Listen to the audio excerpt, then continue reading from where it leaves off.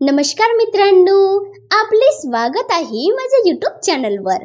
मित्रांनो, या व्हिडिओमध्ये आपण जाणून घेणार आहोत डॉक्टर बाबासाहेब आंबेडकर यांच्या जयंतीवर अतिशय सोपे आणि तडकेदार भाषण। मित्रांनो, हे भाषण लिहिण्यामध्ये आणि बोलण्यामध्ये खूपच सोपे आहे, त्यामुळे व्हिडिओ शेवटपर्यंत पाहत रहा।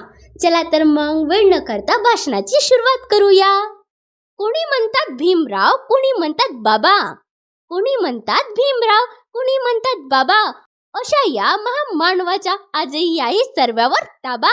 अशा या महामानवाचा आजही आहे सर्वांवर ताबा।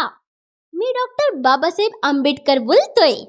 बालमित्रांनो, कसे आहात? मजेत ना?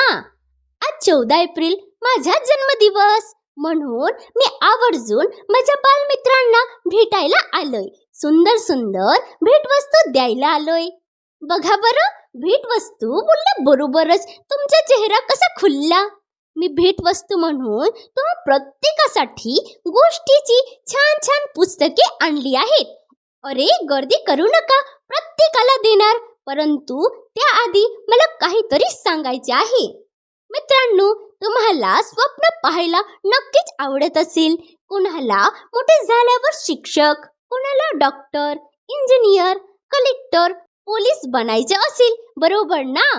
पण मित्रांनो, तुम्हाला तुमचे ध्येय गाठायचे असेल तर त्यासाठी महत्त्वाचे आहे ज्ञान, आणि ज्ञान मिळवण्यासाठी सर्वात सोपा मार्ग म्हणजे वाचन होय। बालमित्रांनो, दररोज किमान एक पान तरी तुम्ही वाचलेच पाहिजे। Television, mobile, computer, video games, चित्रपट, गाणी, कार्टून यात तुम्ही गुडफटून गेला आहात। तुम्हाला वाचन करायला आवडत नाही, वाचन कंटाळवाणे वाचते। मात्र आजच्या स्पर्धात्मक युगात जर तुम्हाला टिकायचे असेल तर वाचन करणे, ज्ञानात भर घालणे गरजेचे आहे। बालमित्रांनो, विविध पुस्तकांचे वाचन केल्याने नवनवीन माहिती मिळून ज्ञानात अधिक भर पडते, मेंदूला चालना मिळते, विचार विश्व अधिक व्यापक बनते।